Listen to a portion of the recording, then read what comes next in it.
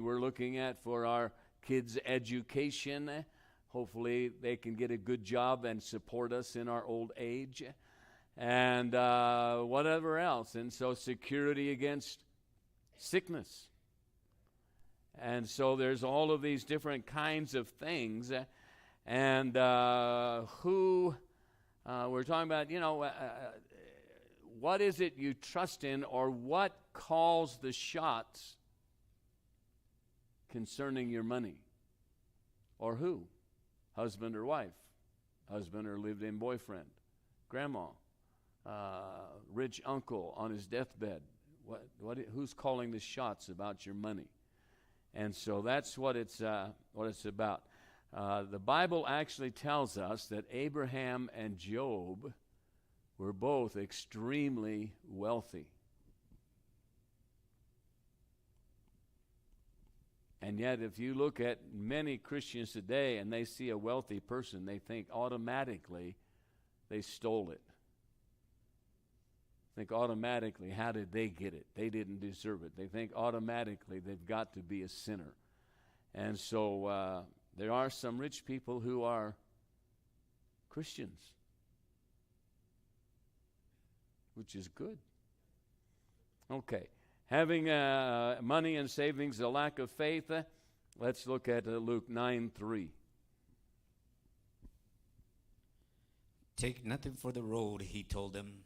No staff, no traveling bags, no bread, no money, and don't take an extra shirt. Okay, so don't take extra. Later on, he tells them, you need to take some. Later on, when he's about to be raised from the dead, he says, you need to take some.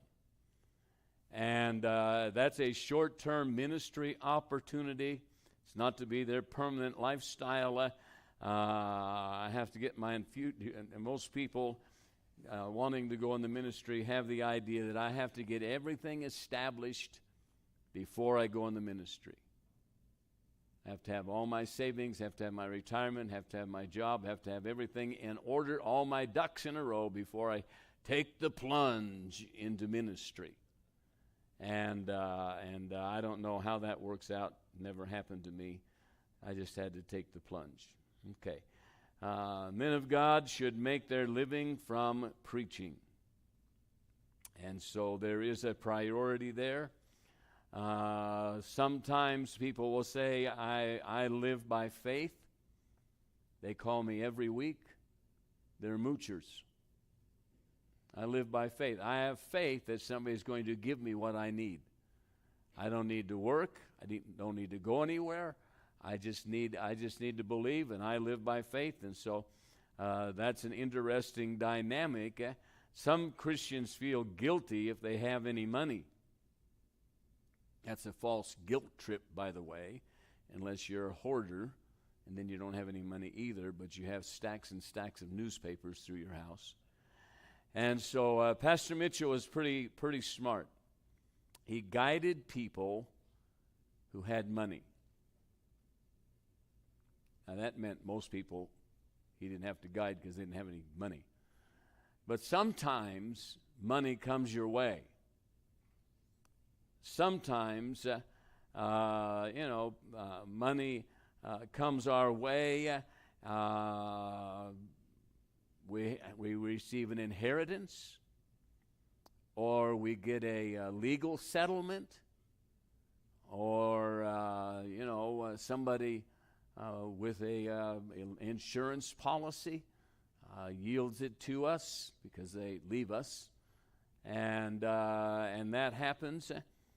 And so people who would come into money, Pastor Mitchell would often tell them, especially if you divorced and inherited the house or something like that, he would tell them, take your money and put it away, lock it up, and wait. Wait. Wait at least a year before you start investing and buying houses and cars and everything you always wanted to have. Before you start on that road, lock your money up. You get a large settlement. You get a large inheritance. You get something large that comes your way. You win the lottery, and don't tell anybody you were playing the lottery. And it comes your way. Put it away. Lock it up. Put a lock and key on it. Don't look at it, and leave it alone for at least a year. I have a relative that got her husband passed away, and so she couldn't wait to get married, and then she divorced right away, and then got married again, and all kinds of things went on. But immediately she was distributing the money, getting rid of this thing, buying that thing, doing all of this, and in a year she was in a mess. Because you can spend a lot of money in a year. I'm telling you, you can spend a lot of money in a year. And if you're intent on getting everything you ever wish for, you can spend it in less than a year. Way less than a year.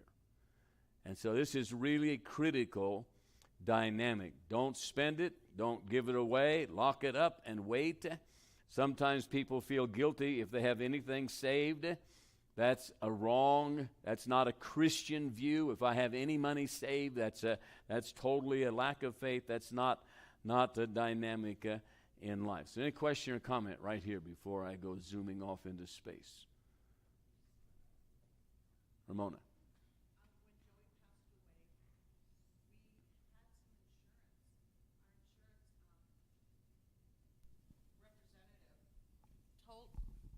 Our insurance representative told us that we had insurance, and we came across that money, and I didn't want it. Yeah. And so, it's been a long time ago. I don't know what we did with it. I don't know, but I don't know how people can get the insurance and just want to throw it away. It's just something we didn't want. Right. I had our friend lost their son in Afghanistan, and the government took care of them really well. But they were in turmoil about what to do with it and how to get it invested in. So they actually did some things for their other kids, invested in I think they invested in some property and invested in a business. The business went belly up. They should have waited a year. But those things happen because money has such a weird dynamic on us. I mean, money really does bend us certain ways. It has that capacity to do. And so a lot of times people feel guilty. They'll throw it all in the offering plate because they hate it. They don't want it. I don't recommend that. Pastor Mitchell didn't recommend that. Pay tithe on it and then move on from there.